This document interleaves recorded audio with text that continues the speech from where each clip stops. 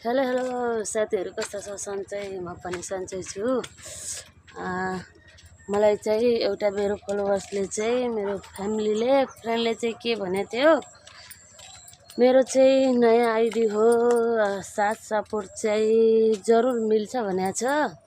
मेरा तर्फबाट पनि जरुर छ, मिलिहाल्छ, टेन्सन नलिनु, चिन्ता नगर्नुहोस्। कस्तो हो यो सेल्फी स्टिक नयाँ लगेको, यस्तो पनि गर्न मिल्छ, काहीँ राखेर पनि भिडियो बनाउन मिल्छ। अनि यस्तो गरेर टक्क यस्तो गर्यो भने तर लामो समयसम्म पछाडिसम्मको देखिन्छ भ्यू। मेघ आएर यस्तो खतरा भएको छ कि साथीहरू, हेर्नुहोस् त के गर्ने, यस्तो छ ए यो मैले चाहिँ उता सब्जी लगाएको थिएँ, खै भयो कि भएन सब्जी। बार किन यस्तो हुन्छ मेरो, बिग्रियो साथीहरू। पहिलोचोटि लगाउँदैछु। बफ यहाँ सेरु, यहाँ बफ, ए सरी, सेरु नभन्नु भनेको थियो यसलाई।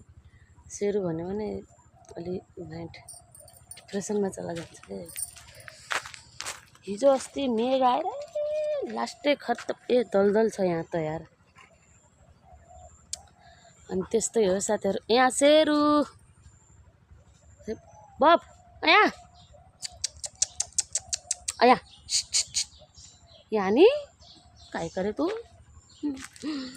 अवश्य मिल्छ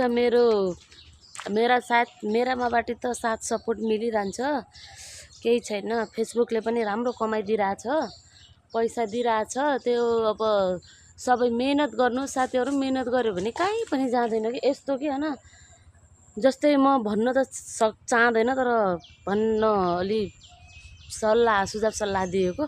जस्तै कसैको श्रीमान छैन भने हार नखानु होला। अनि आजकल त के छ भने चाहिँ घरमै बसी कमाउने पैसाको जुगाड दिइरहेछ फेसबुकले। अनि आफ्नो भिडियोहरू पोस्ट गर्नु, रिल्स, अनि साथीहरूलाई यसो साथीहरूसँग सुख दुःख गर्नुहोस्, अनि राम्रो पोस्ट गर्नुहोस् होइन। अनि राम्रो आउँछ, अनि यसो टाइम मिलाएर गर्नुहोस्। जहाँसरी त अब ध्यान दिएकै राम्रो त्यहीमा। मेरो त हामी त अब काम गर्ने मान्छे, बिहान 6 बजे 7:30 बजेदेखि अनि साँझ 6 बजेसम्म हामी काममै हुन्छु। त्यही भएर मेरो चाहिँ ध्यान हुँदैन। अनि हल्का फुल्का टाइम मिलाएर बिहान अब यसो न हल्का कति खेर चाहिँ अनि भिडियो बनाउँछु। अनि मैले हिजो चाहिँ कम्पनीमा एउटा मेरो उहाँको एउटा झारखण्डकी केटी थिए, दुईवटा झारखण्डकी थिए, एउटा चाहिँ बिहारकी केटी थिए। उनीहरूसँग मैले भिडियो बनाएको थिएँ।